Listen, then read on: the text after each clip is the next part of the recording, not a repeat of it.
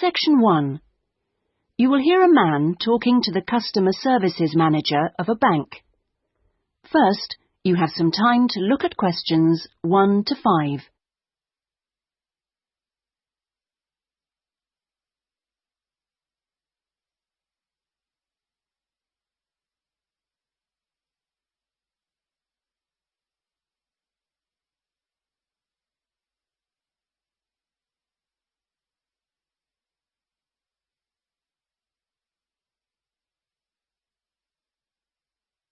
You will see that there is an example that has been done for you.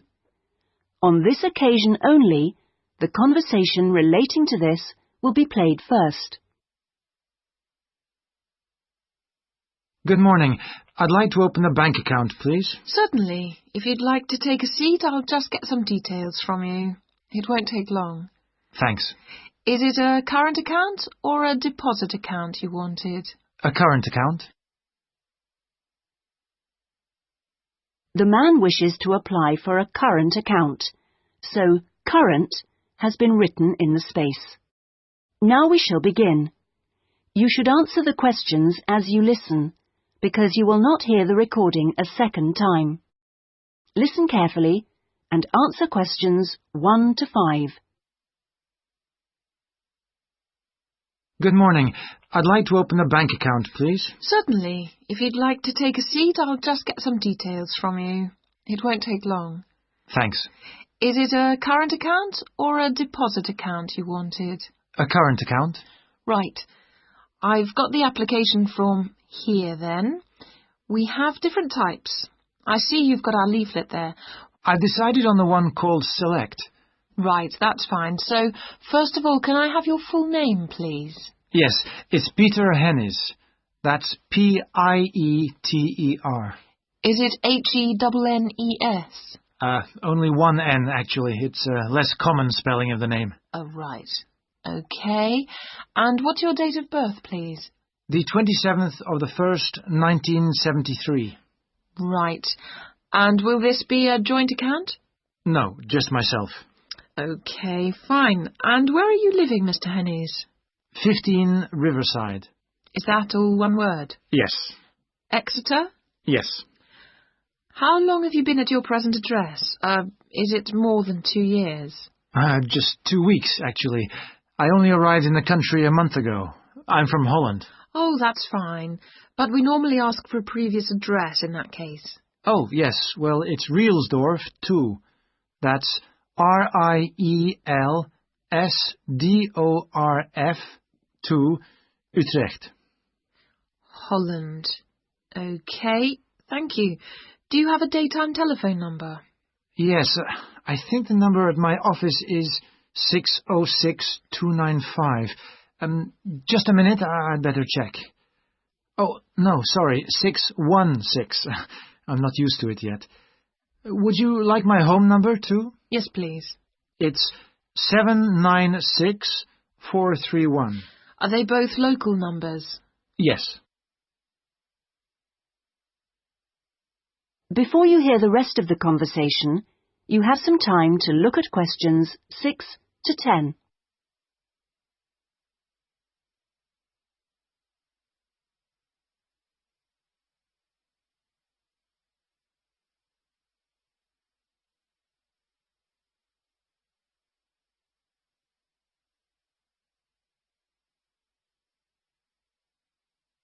Now listen and answer questions 6 to 10. Right, and your occupation? Well, I'm in Britain as a project manager, but that's not my main job. I'm an engineer by profession. I see. I think I'll put that then. It's shorter. Now, we usually ask for a piece of information which we can use to check your identity for security reasons. You know, if you phone us. Like my wife's first name? Mother's might be better. It's less likely to be known. Okay, hers is Siti. Siti? Yes, S-I-T-I. It's Indonesian. Fine. And how much would you like to open your account with? We usually ask for a minimum sum of £50. That's about €75. Well, I'm going to transfer 2,000 euros from my Dutch account just till I get paid. In fact, I wanted to ask you about that. What's the best way to do it? It depends which bank you're with. It's the Fransen Bank in Utrecht. OK, fine. I'll check that in a minute. If we have links with them, we can do a direct transfer, but it's not a big problem either way. Let's see. How often would you like to receive statements? I haven't really thought. What's the usual thing? It's up to you. Some people like them weekly. Oh, no, that's too often.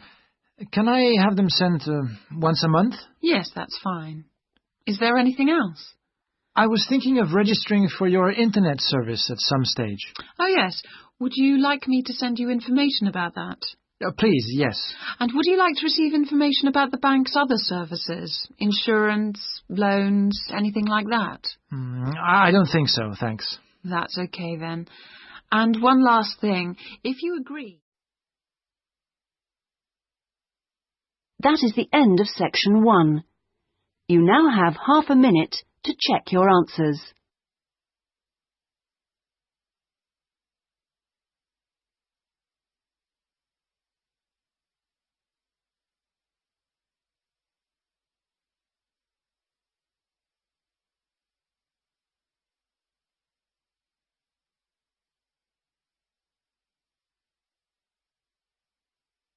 Section 2.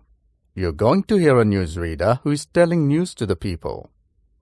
First, look at questions 11 to 16.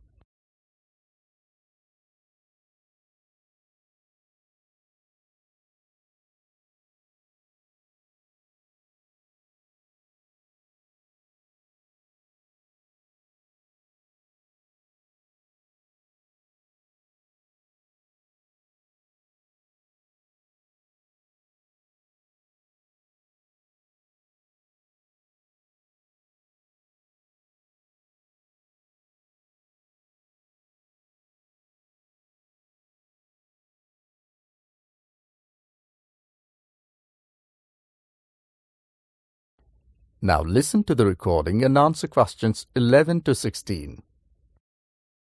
Now it's time for the main headlines and local news for today. First of all, the report related to the proposed flyover and other developments around the village of Strawberry was published. This morning, the news has created a lot of interest. The new flyover will pass along the south side of the village. It will cross the river and separate the village from the city. But that is not the end. There are also plans to build societies, each comprising of 50 to 80 houses. There is also a proposal to build an industrial and technological park where companies can establish their production. A new shopping centre, recreational centre with all sports facilities and swimming pool is also proposed. All the plans are on the farmland and the government will pay a handsome compensation for it. Now look at questions 17 to 20.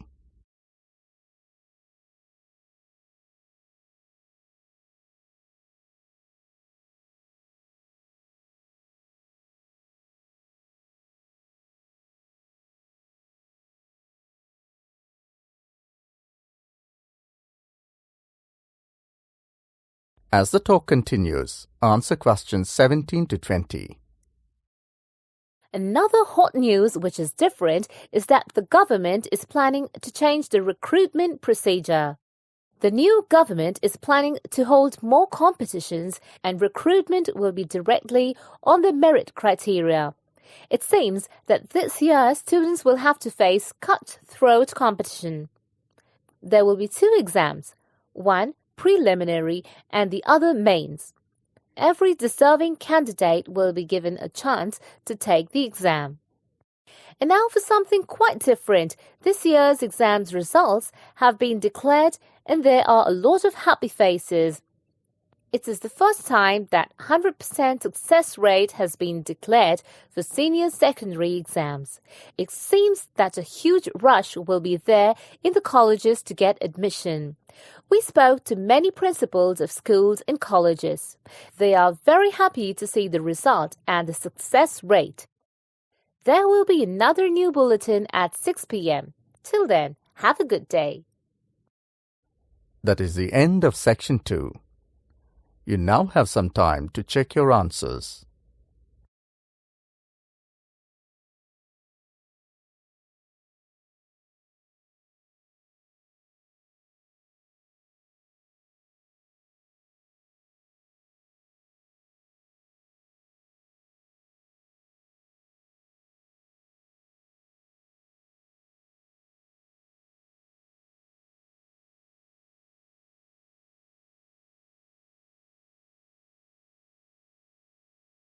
Now turn to section 3. You will hear a conversation about tea between an expert and a reporter.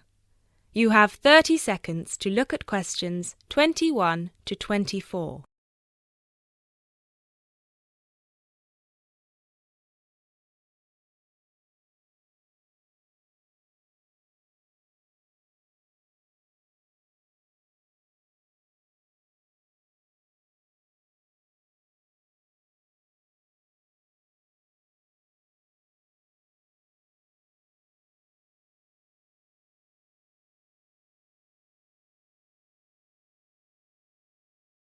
Hi, Jacob. Thank you so much for coming along today. It's my pleasure. I'm very intrigued about what a tea meditation entails exactly. Well, it's very simple, really. I think the first thing you need to keep in mind is that it is mostly about leaving everything that you have been thinking or worrying about today to one side. Really focus on the present moment. Oh, it sounds great. I certainly don't know very much about tea, and I'm keen to get started. But before you go into more detail, can I ask you what your favourite kind of tea is? Well, I think the kind of tea we are going to have today is my favourite. It is pu'er tea from Yunnan province in southern China. What makes this tea special? Pu'er is a dark tea. The regions of Yunnan, the north of Vietnam and Laos, have one of the best climates for growing tea in the world. Pu'er is a post-fermented tea. Oh, what is a post-fermented tea exactly? It is a tea that has undergone a period of aging in the open air. They age the tea for days, even years. The exposure to humidity and oxygen help to oxidize the tea leaves and encourage fermentation. This changes the smell of the tea and also removes a lot of bitterness from the taste. It sounds similar to the process of aging wine. The process is different, but the effect of aging on the taste is certainly similar. Does this mean the tea can be quite expensive? Absolutely. It can be very expensive. The tea is usually pressed into balls or cakes and sold. At one time, only tea enthusiasts cared about buying these cakes, but now many people have realised that they are an investment, and so buy them like they would buy gold, because the price goes up a lot over time. You now have 30 seconds to look at questions 25 to 26.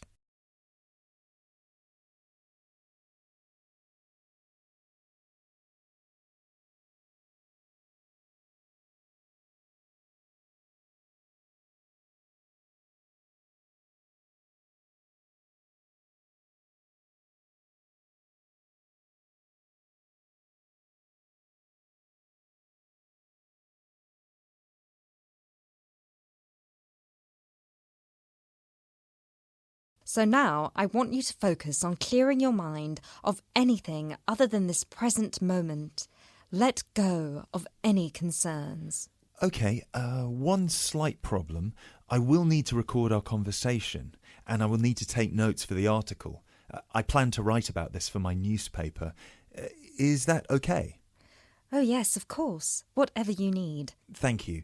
I'll try to keep my notes to a minimum. Good. So, where was I? Oh yes, I think very few people really appreciate the complexity and variety of tea that exists in the world. Right. Most people are maybe like me and just use tea bags. Exactly. And with a tea bag, the tea is trapped inside and cannot move around freely. You can really taste the difference drinking a brewed tea that was free to move around through all the water. So, do you ever use tea bags? Never. You now have 30 seconds to look at questions 27 to 30.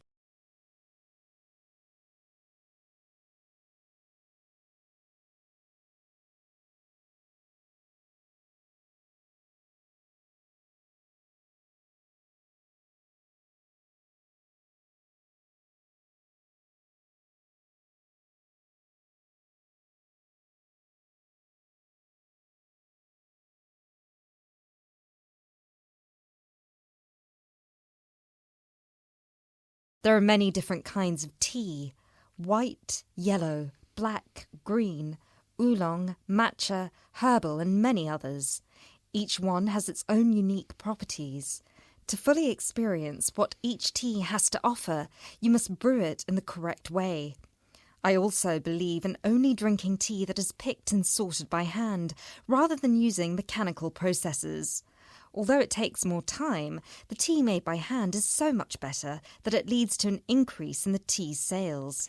But in that case, surely if there is more interest in the tea, and with the time-intensive farming process, this means there could be shortages because the demand is higher than the ability to produce it. There were shortages for a while, but then an artificial fermentation process was developed in the 1970s, which helped to speed up the fermentation times. As I mentioned, this process has an ageing effect on the taste of pu'er tea that is very similar to the effect on the taste of wine that you get from that fermentation process, though for pu'er tea today, we're talking about that artificial process. How can they do this artificially? The farmers gather the tea leaves into a big pile, then cover it with a large sheet or tarp. They spray water on the tea every now and then, and therefore fermentation happens faster. Usually the tea is left for 30, 45, 60 or even 90 days still. The farmer will check the tea every few days, and just by the feel of the tea, he knows whether it is ready or if it needs more time. Wow, that sounds like a fascinating process. I never realised that there was such a science behind producing tea. Well, now you are ready for the best part, the tasting of it. That sounds like a very good idea to me. So what I will do now is boil the water, and we can begin our meditation. What does that entail? We need to focus on only two things. The first is your mind and body. Forget everything that you have been worrying about today. Forget about what you have to do later on, or what somebody said to you earlier. Focus on your breathing and on how your body feels. If you have aches and pains, acknowledge them. Pinpoint where there is tension in your body and try to release it. Oh, yes, I can really feel tension in my shoulders. Let it go. Close your eyes if that helps. Take deep breaths in and out. Soon we will drink the tea. When you drink it, think about the taste and how it feels on your tongue. Is it easy to swallow the tea, or do you need to gulp it? Can you brew the tea leaves more than once? Oh yes, you can brew some teas more than 10 times. Now we will shift to noble silence, focusing only on ourselves and the tea. Enjoy. You now have half a minute to check your answers.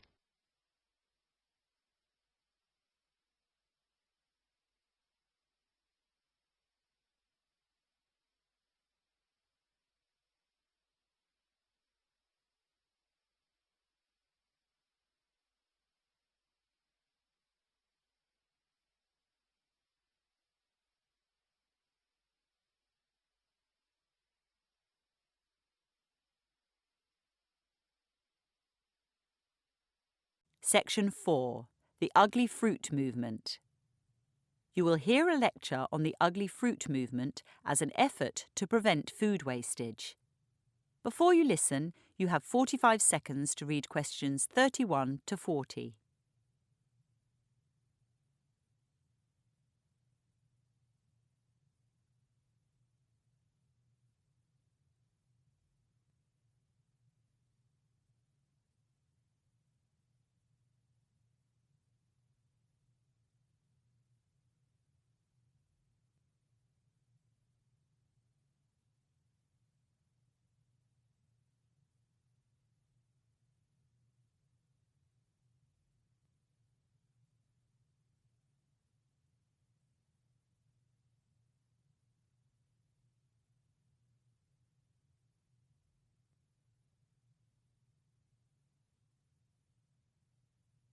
Good afternoon. I was in such a hurry I didn't have breakfast. I'd like to show you these apples that my neighbor grew. This one's fine, but this one's an odd shape. You certainly wouldn't find it on sale at a supermarket in this country, but it tastes great. Today, I'd like to discuss food wastage and a movement attempting to address the issue. There are ugly fruit exponents throughout Europe, but I'll focus on a group in Portugal called fruta feia, which means ugly fruit. But first, some statistics. According to the Food and Agricultural Organization of the United Nations, or the FAO, around 40% of food for human consumption is wasted globally. The direct economic impact of this is a loss of $750 billion each year. Meanwhile, every day, 870 million people worldwide go hungry. The environmental effects of food production are also astounding. In the U.S., it's estimated that the transportation of food uses 10% of the total U.S. energy budget. At the same time, food production consumes 50% of our land and 80% of our available fresh water. The single largest component of solid municipal waste, around 40%, is rotting food, and the gases that produces increase global warming. Surprisingly, food wastage in developing countries is as high as in developed ones. What differs is where the wastage occurs. In a country like Bolivia, Laos, or Zambia, food loss occurs after harvesting and during processing due to inadequate storage, poor transportation infrastructure, and warm climatic conditions, whereas in the developed world, wastage occurs at the retail and consumer level. Consumers seldom plan their shopping, which leads to overpurchasing, or the enormous variety of supermarket food encourages impulse buying. Furthermore, consumers are strongly advised by regulatory authorities to dispose of food that may well be edible, but which has passed its use-by date. This overly cautious labeling with use-by dates is something Fruta Feia has campaigned against. The complex food rules of the European Union began in 1992 and have fueled great discontent, especially in the UK, where journalists famously lampooned bureaucrats for banning bent bananas and curved cucumbers. After such criticism, the EU did reduce its list of rules for selling fruit and vegetables from 36 to 10. The difficulty lies with retailers that reject large amounts of food due to aesthetic considerations, believing spinach has to be completely green and tomatoes perfectly spherical. Any blemish, even one that doesn't affect the edible contents, signals an item's destruction. To reduce food wastage, the FAO recommends 3 things. Priority should be given to preventing wastage in the first place by balancing production with demand.